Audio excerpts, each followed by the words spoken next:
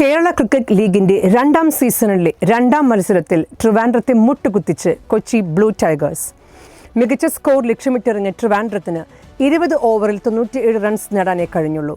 അഭിജിത്ത് പ്രവീൺ, ബേസിൽ തമ്പി എന്നിവരുടെ പ്രകടനമാണ് 97 എന്ന നിലയിലേക്ക് ടീമിനെ നയിച്ചത്. ട്രിവാൻഡ്രത്തിന്റെ ഓപ്പണറായ wicket keeper batsman Subin S ഒരു റൺസ് പോലും നേടാനാവാതെ റണ്ണൌട്ടായത് ടീമിന് തിരിച്ചടിയായി. അതേസമയം ട്രിവാൻഡ്രത്തെ പിടിച്ചുകെട്ടുന്നതിൽ അഖിൽ സത്താർ, മുഹമ്മദ് ആഷിഖ് എന്നിവർ നിർണായക പങ്കുവഹിച്ചു. ആഷിഖ് 3 ഓവറിൽ 14 റൺസ് മാത്രം വഴങ്ങിക്കൊണ്ടും അഖിൽ 4 ഓവറിൽ 13 റൺസ് വഴങ്ങിക്കൊണ്ടും 3 വിക്കറ്റുകൾ വീതം വീഴ്ത്തി. മറുപടി ബാറ്റിംഗിന് ഇറങ്ങിയ കൊച്ചി ബ്ലൂ ടൈഗേഴ്സ് തുടക്കം മുതലേ മത്സരം നിയന്ത്രിച്ച് ബാറ്റ് വീശിയപ്പോൾ 2 വിക്കറ്റിന് 99 റൺസ് നേടി വിജയത്തിലേക്ക് കുതിച്ചു. കൊച്ചിക്കായി നായകൻ സാലി സാംസൺ 30 പന്തിൽ നിന്നും അർദ്ധ സെഞ്ചുറി നേടി.